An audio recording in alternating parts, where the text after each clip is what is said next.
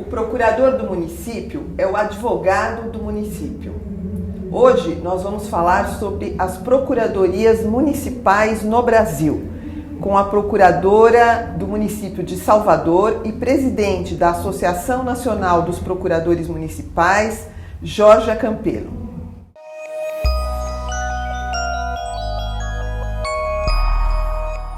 Georgia, é um prazer receber você aqui no Justificando para falar de um assunto tão importante quanto as procuradorias municipais. Para quem nos assiste aqui ter uma ideia, quantos municípios tem no Brasil e como as procuradorias municipais estão estruturadas? Antes de mais nada, eu agradeço o convite, é um prazer, Márcia, estar com vocês. Hoje nós temos 5.570 municípios. A estruturação das procuradorias existe nos municípios maiores e nas capitais, contudo, alguns municípios pequenos nos surpreenderam estruturando procuradorias. Hoje os municípios menores, eles têm feito concurso muito por conta de pressões do Ministério Público Estadual e também dos tribunais de contas, que têm feito apontamentos com relação a contratações diretas de advogados, por entender que se trata de advocacia de Estado e, portanto, necessariamente este cargo deve ser preenchido e cujo ingresso deve se dar mediante o concurso público com participação da OAB. Então, para quem é advogado, para quem gosta de advocacia pública, de direito constitucional, direito administrativo, as procuradorias municipais são um campo enorme de trabalho, porque se espalha aí pelo Brasil todo, né? Você podia nos contar um pouquinho o que faz um procurador do município, quais as suas competências e as peculiaridades da atuação do procurador municipal? Com a Constituição de 88, os municípios passaram a ter uma enormidade de competências, né? Só imaginar que todos os serviços públicos, como iluminação pública, limpeza urbana, as praças, manutenção de praças, o planejamento urbano, tudo isso é de competência dos municípios, ou seja, o procurador tem um leque enorme. Fora educação, saúde, né? Exatamente, que também toma a saúde, hoje é uma questão, né, que toma as procuradorias, assim, tanto da União dos Estados, assim como dos municípios, né, porque compete a todos, assim como a educação.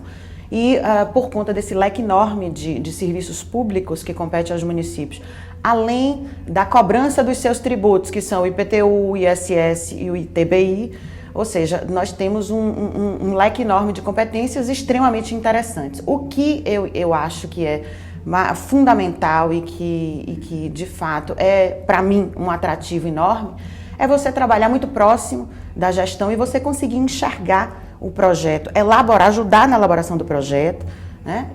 Colocando o gestor dentro dos lindes legais e constitucionais desde a elaboração daquele projeto e espontaneamente você vê a execução do projeto, porque você vive na cidade, né? Você vive no município, então necessariamente você consegue acompanhar a execução dos projetos dos municípios. Isso eu acho fantástico. E Georgia, essa participação de um advogado concursado, comprometido com a administração, não exatamente com os governos, mas com todos, né? Com todos os governos que se passarem nas administrações, isso dá para o cidadão uma maior garantia de legalidade no trato da coisa pública? Sem dúvida, essa independência é fundamental, essa independência técnica, e o que nós defendemos é isso. Essa independência, essa autonomia, ela só existe se o ingresso na carreira se der via concurso público. De outra forma, não tem condição. Ainda que seja o cargo em comissão ou a contratação direta, vai haver sempre, né, um certo comprometimento da independência desse advogado público com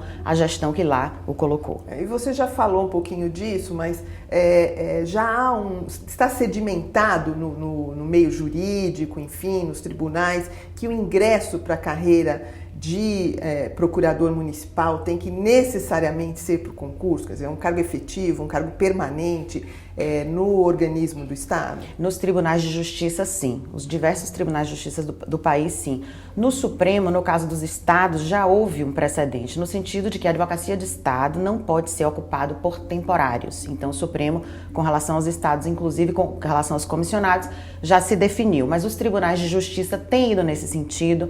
Os ministérios públicos dos estados, os procuradores gerais de justiça têm ingressado com ações civis públicas contra e ações diretas de inconstitucionalidade contra legislações que, de fato, abrem essa oportunidade de se preencher o cargo de procurador por comissionados. Então, assim, tem sido realmente uma tendência né, de se consolidar esse entendimento no âmbito dos tribunais.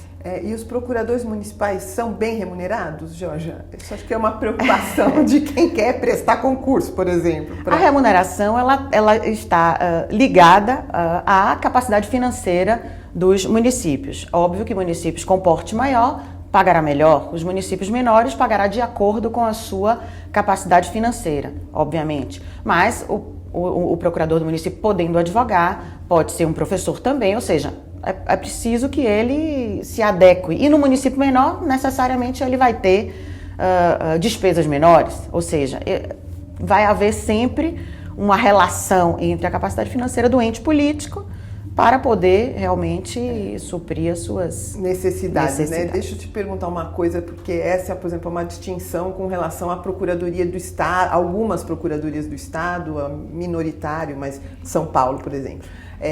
Nas procuradorias municipais, em regra, o procurador concursado, ele tem liberdade para advogar. Você podia falar um pouquinho sobre isso?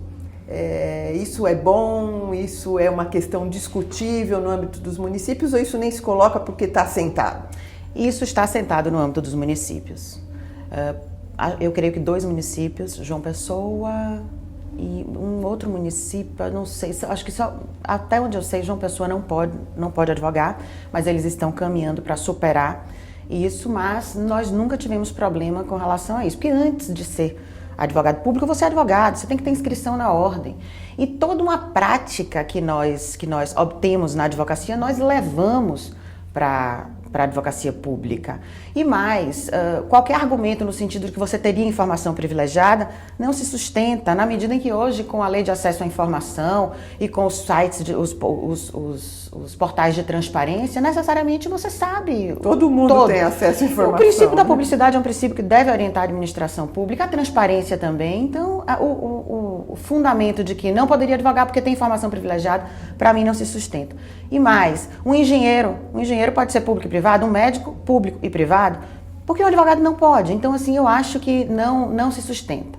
Alguns, utilizando de sua autonomia, proíbem no âmbito local a advocacia, mas eu sinceramente penso que ganha a gestão na medida em que você traz experiências do próprio trânsito, né, da advocacia pública, a experiência que você traz, às vezes, até como professor, por que não como advogado? Então, eu penso que é produtivo, sim. Georgia, então nós terminamos a primeira etapa, depois nós vamos discutir a questão da constitucionalização das procuradorias dos municípios.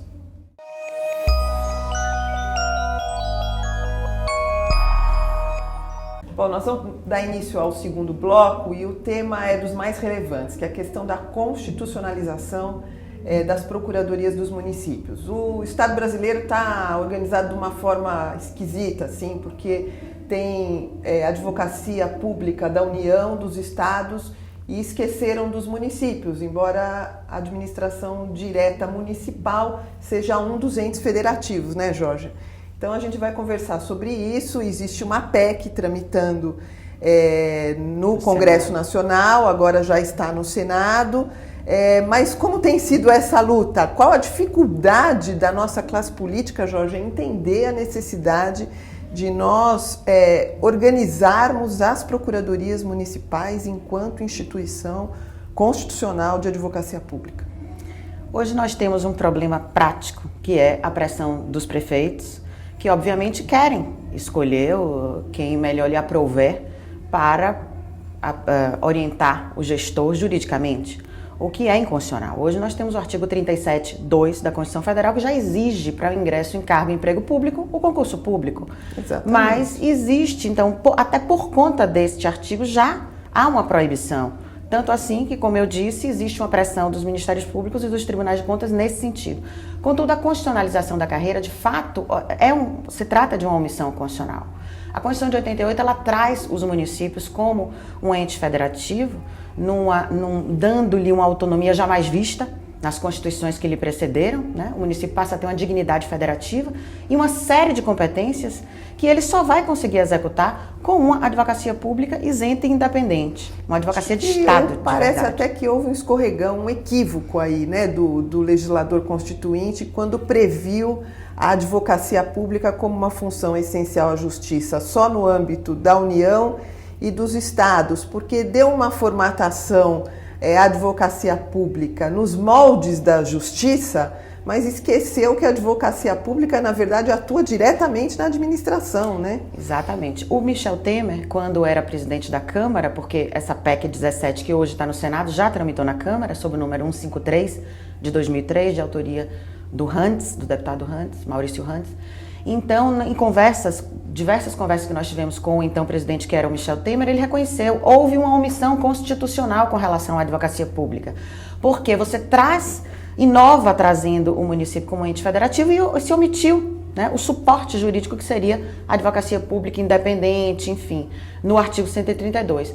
Tanto assim que nós conseguimos aprovar essa PEC 153, uma luta, obviamente, mas conseguimos aprovar em segundo turno com 406 votos favoráveis, com todas as indicações do governo, da maioria, né? Minoria, todos encaminharam votos sim, todos os líderes, então foi de fato um trabalho de reconhecimento dessa omissão. E o que está pegando no Senado? No Senado houve uma paralisação, né? Sim, a pressão política dos prefeitos, especialmente no momento de eleições municipais que se avizinham. E aí os senadores sofrem essa pressão. Mas continuamos na luta, continuamos no trabalho de convencimento. E a ideia de alguns senadores, quer dizer, o empecilho aí que eles têm colocado é com relação aos pequenos municípios, né? Sim. E alguns têm proposto que haja um mínimo de habitantes para que o município seja obrigado a ter uma procuradoria formalmente organizada. Mas isso não é um certo contrassenso? Porque se o município não tem condição nem para ter uma procuradoria organizada, deveria ser município? Não deveria ser município. E, na verdade, este município, ainda ou menor que seja, ele tem a sua assessoria jurídica, porque ele contrata. Ele contrata diretamente um advogado sem licitação. Ele contrata para um serviço específico, ou seja, ele tem um custo. Então, o argumento de que, muito utilizado pelos senadores, o município tem 1.000 habitantes, ele não pode ter procuradoria, ele não pode fazer um concurso público, não pode ter uma vinculação permanente. Como não, se ele contrata? Ele pode sim, porque ele contrata. E mais, o prefeito vai ficar amarrado. O prefeito pode indicar o procurador-geral que melhor lhe aprouver, né? Esse sim ele pode indicar sem concurso. Mas um procurador para ao menos ser a memória jurídica daquele município, para acompanhar os projetos, para quando vier um outro prefeito ao menos se saber o que foi que aconteceu naquele município, o histórico jurídico daquele município.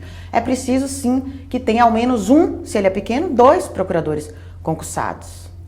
Aqui no município de São Paulo, por exemplo, mesmo o procurador-geral é de carreira. Agora existe um secretário de negócios jurídicos, que esse sim evidentemente um profissional em comissão. Comissão, né? De confiança do gestor, enfim. Do prefeito, né? E Jorge, como é que estão os trabalhos? Há uma perspectiva de que os senadores se sensibilizem para a necessidade dessa organização e votem, enfim, essa PEC 17? A nossa luta é nesse sentido. As pautas do Congresso estão extremamente complicadas por conta da crise política. Nós não encontramos ainda um momento propício para pautar por conta disso, né? Tudo voltado para a crise. Mas nós temos sim a esperança de que haverá uma sensibilidade, sim, de muitos senadores já estão conosco, mas é preciso que haja um acordo de líderes, é preciso que as lideranças, de fato, todas elas, decidam pautar. Agora, Jorge, você não acha que exatamente por conta da crise, uma boa parte dessa crise centrada na questão da corrupção estatal, enfim, você não acha que desse ponto de vista o apelo para a organização do Estado com estruturas como as procuradorias municipais permanentes não é um apelo caminho. simpático, é um caminho. É um caminho, é exatamente um caminho. Que a classe política demonstre que efetivamente quer um Estado limpo, um Estado sério. É o que nós levamos a eles. Inclusive, eu encaminhei uma carta para todos eles nesse sentido.